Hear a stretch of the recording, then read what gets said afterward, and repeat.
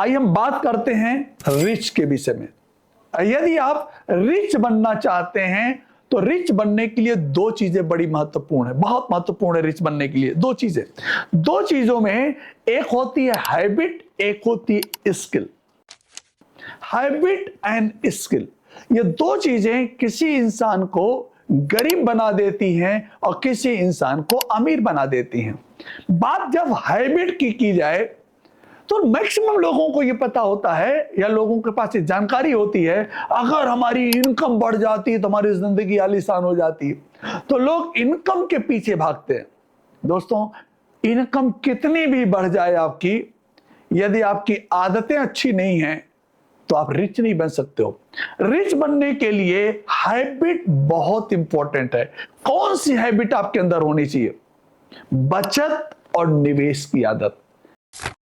पैसा आप कितना कमाते हो, सवाल यहां पे नहीं है। सवाल यहां पे यह है कि आप पैसा कितना बचाते हो, और पैसा आप कितना बचाते हो सवाल यहां पे भी नहीं है। सवाल यहां पे यह उठता है कि बचे हुए पैसे को आप निवेश किस तरीके से करते हो। अधिकतर लोग अपनी आमदनी से ज्यादा खर्च करते हैं और यहीं से हमारी आर्थिक स्थिति गड़बड़ होना शुरू हो जाती है। और दोस्तों, रिच बनने के लिए जो दूसरी आदत है, दैट इज कॉल्ड स्किल। आज की डेट में पैसा कमाने की अगर बात करी जाए तो चार ही तरीके पैसे कमाने के लिए। या तो आप नौकरी से पैसा कमाएं, या तो अपना खुद का कोई कारोबार करें, या आप कोई बिजनेसमैन बन जाएं, या आप इन्वेस्टर बन जाएं।